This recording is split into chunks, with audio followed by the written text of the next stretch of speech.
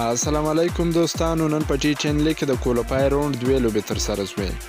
لومړۍ لوبه د ډیلی بولز او نارترین وریروس لوبډلې ترمنځ، دویمه لوبه د کلندرز او ابوظبي لوبډلې ترمنځ ترسره شوه. ویډیو تر اخره را سره وګورئ. که په دې چینل کې نوی یاست د چینل هم در سره سبسکرایب کړئ.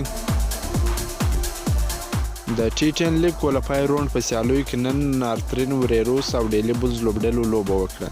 دې سیالۍ کې لومړۍ لوبه نارترین وریروس وکړه. د 7 لوبغاړو په سوځېدو سره 9 منډې جوړې کړې. ډیلی بولز ته یې 9 منډې هدف وټاکې. دې لوبه کې کپتان نیکولاس پورن په 12 بالونو باندې چټکې 32 منډې جوړې کړې. لنډل سیمونز 17 منډې، وای پرنل 14 منډې جوړې کړې. د بولز لپاره په توپ اچونه کې وکاس مسعود 2 او براو 2، نیم ینګ هم 2 وکټې واخیستې. خو په توپخانه کې افغان لوبغاړو رحمان الله ګربز او محمد نبی ساحل ناکامه هڅه وکړه.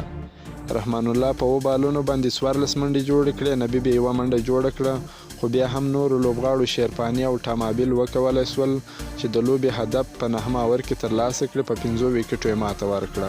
د کولافایر راوند دویمه لوبه د کلندرز او د ابوظبي لوبډلو ترمنځ ترسره شوه. کلندرز په ټاکل شوو 10 اورونو کې د 4 لوبغاړو په سوځېدو سره 4 منډې هدف وټاکي.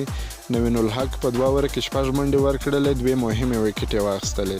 ابوظبي لوبډلې یاد هدف په 8.4 اوور کې د 4 لوبغاړو په سوځېدو سره پوره کړ. نجیب الله زدران 9 منډې جوړې کړې، ناټ آوټ ولاړی. لوبه یې په 6 وکټو وګټل.